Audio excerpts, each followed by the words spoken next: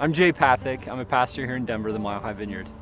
And I'm Dave Runyon, and I work with the Denver Leadership Foundation. We're the co-authors of The Art of Neighboring, and the book is simply a story about a movement that we just stumbled into. Yep. And it started with a discussion that we had with our mayor.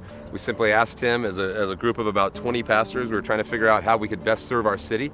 And we asked him what his dream for our city was, and what are the obstacles that are keeping that dream from becoming a reality. So we were kind of hoping that he would just land us on one issue that we could focus on and tackle.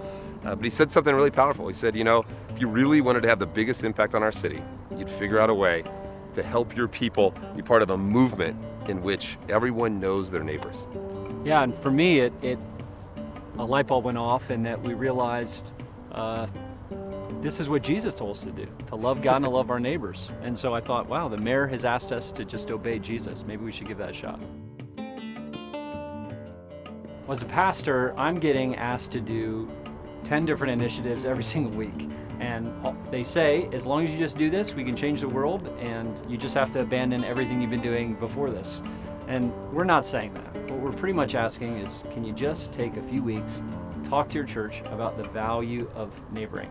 And it's really pretty simple. Yeah, and I think all we're really trying to do is help people move from strangers to acquaintances, and then from acquaintances to relationship. And there's two really simple tools that we do to do that. We use the block map, and that's just a tool that we encourage people to learn and retain the names of their immediate neighbors. And that's that move from stranger to acquaintance. Then the move from acquaintance to relationship, it's hard to program that, but you can create environments where people share their stories. And we think one of the best ways to do that is through block parties. And so during the time where we're sharing with our people, we just encourage them to just throw great parties in their neighborhoods.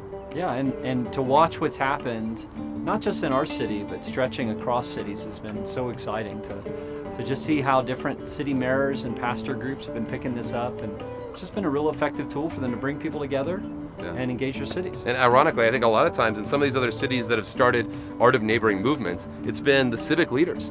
We've had mayors get in touch with us and say, you know, can I do this in my city?